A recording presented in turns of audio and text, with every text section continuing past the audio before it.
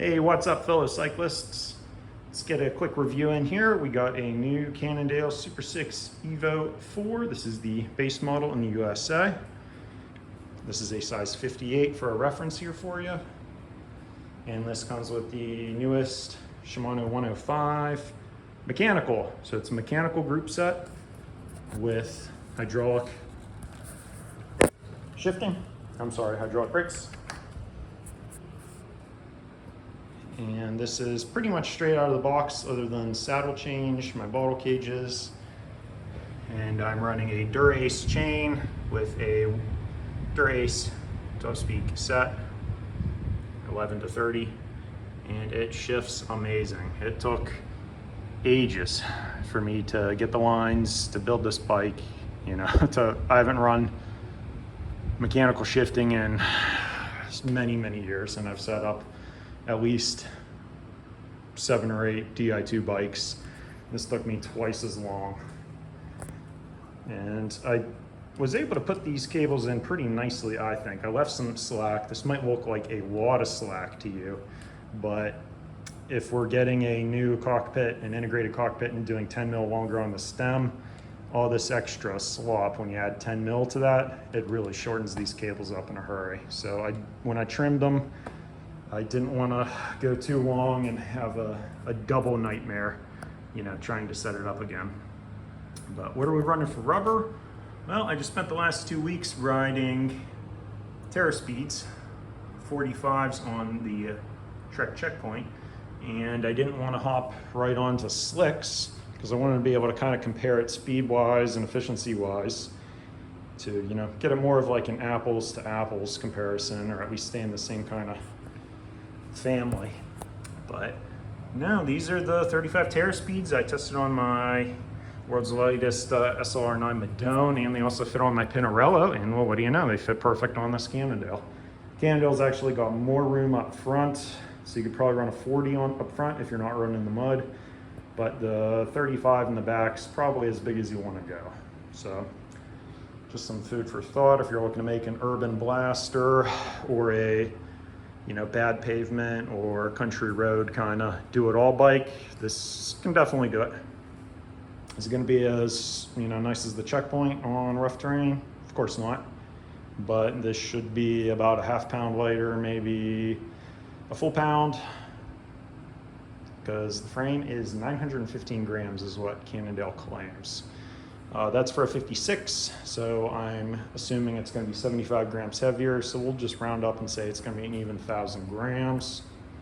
You'll probably find out as I just put this together, because I am bikeless otherwise. I just sold the checkpoint. All my other bikes are sold, so I had to run out and grab something to ride in the meanwhile.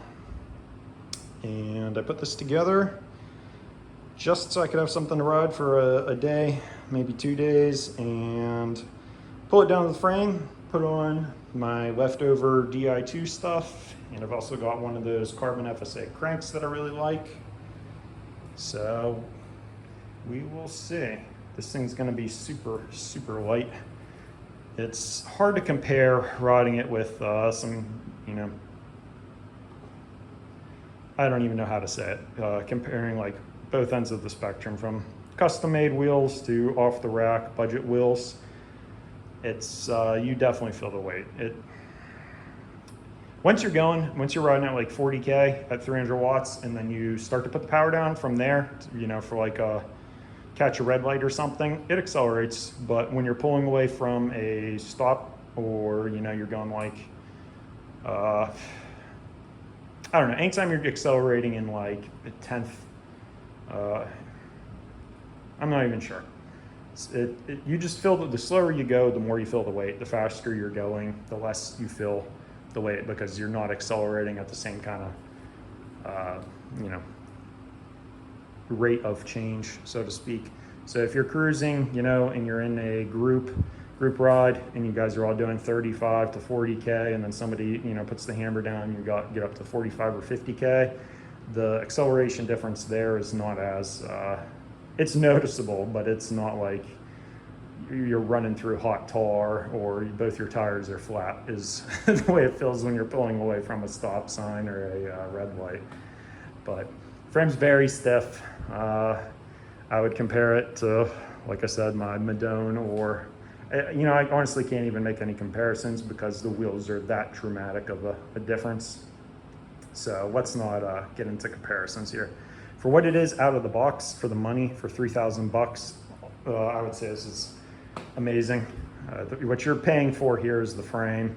You're getting everything else for free. That's really the only way to look at this. So you're like, well, I can go to Canyon or a Fiji or I don't know, whatever they're riding on, you know, AliExpress with Ultegra Di2 for the same price. Well, I'll tell you this, the Cannondale's never gonna let you down, and they always kind of perform greater than the sum of all their parts. It's kind of like an E46 BMW M3. You look at it on paper, it's like, okay, it doesn't do a single thing that's above like a C+, but somehow it all comes together as being one of the best cars ever made. You know, it's brakes average, motor average, suspension less than average, but it comes out to be like an A+ somehow through the magic. And that's kind of what Cannondale's been to me.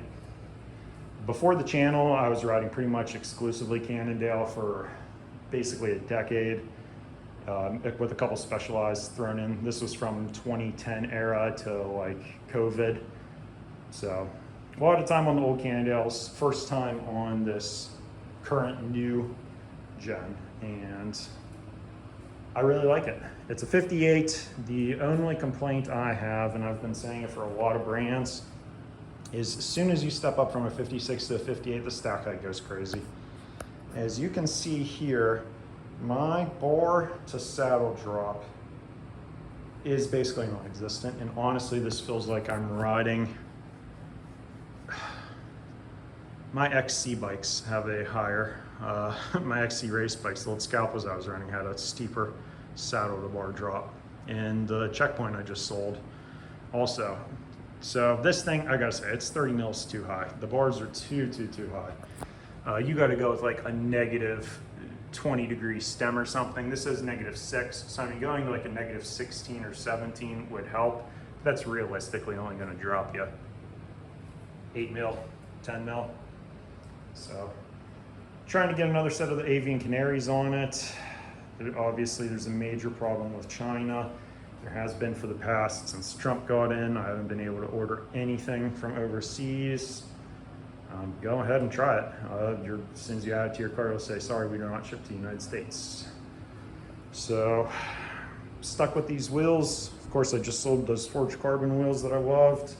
Sold all my custom sets, sold all my other bikes, so this is what we're left with. But yeah, out of the box, for 3,000 bucks on sale, unbelievable deal. You get a free set of wheels, free set of bars, you know, free group set. That's the way I look at it. And the frame is awesome. The paint job is awesome. The finish quality is better than my SLR9 Madone. There's no air bubbles, there's no orange peel in the paint, and this is a gloss black paint, so this is the easiest to see defects in it, and it is flawless. It's amazing. But yeah, I got the billet mono box on there. We gotta get this bedded tomorrow, so I'm gonna do some hard braking, and then once we do that, the pads and the rotors should have a good, you know, chemical bond, and then they'll perform really well. But right out of the box, they perform, you know, nothing spectacular. You wouldn't notice the difference between this and 105 or AXS or whatever. So, but we need to get some metallic pads in there, and I need to get somebody to get me a 140 rotor for the rear. Hate not having a rear brake. Not that I, you know, use it a ton, but when you go to the bar and you got nothing there, it gives you some pucker factor. So, all right, guys, stay tuned, and we will get some cool stuff going with this bike.